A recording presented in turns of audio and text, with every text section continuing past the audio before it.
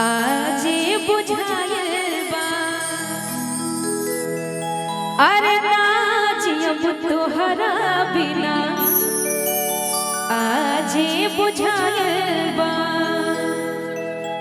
कि सोच सोच के बात हमें कि जिया घबराइल बा कि सोच सोच के बात हमारे अरे रोकन कनाइल बा तोहरा बिनु उनको भी याद आ रहा है यह जे बुझाइल विद्यानंद भैया आप कभी किसी से प्यार किए हैं?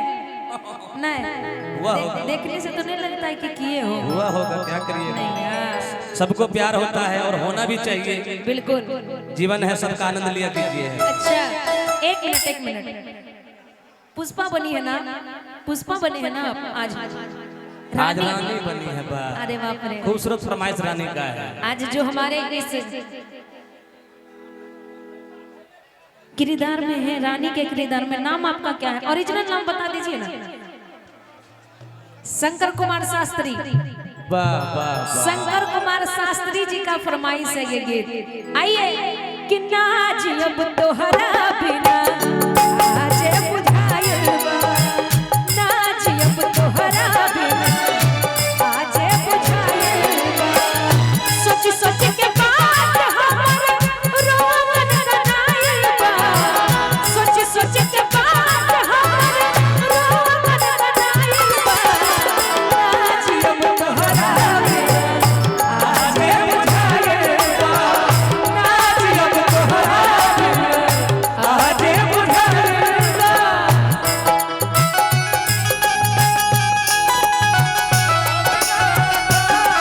दिल ले गया परदेसी कोई रोकना था, क्या होगा होगा होगा मेरा सोचना था, क्या होगा होगा होगा मेरा सोचना था, क्या होगा होगा होगा मेरा सोचना था, क्या होगा होगा होगा मेरा सोचना था। दिल ले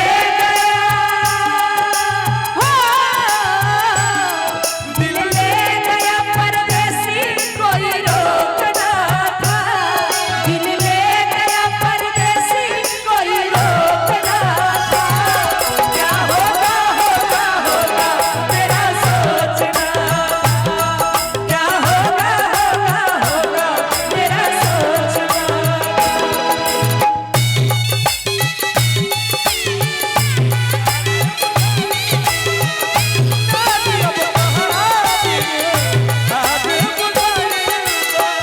लड़का कहता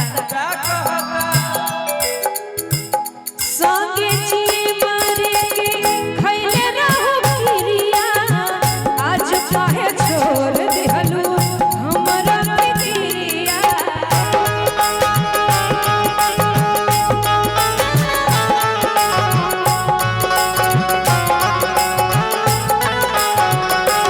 हो संगे जी मारे के खैले रहू गिरिया, आज काहे छोड़ दिहलू हमरा पितिया, दिलवा के बात हमर दिल में भराइल बा, दिलवा के बात हमर दिल में भराइल बा, नाज अब तोहरा बिना आज बुझायल बा, नाज अब तोहरा बिना आज बुझायल बा।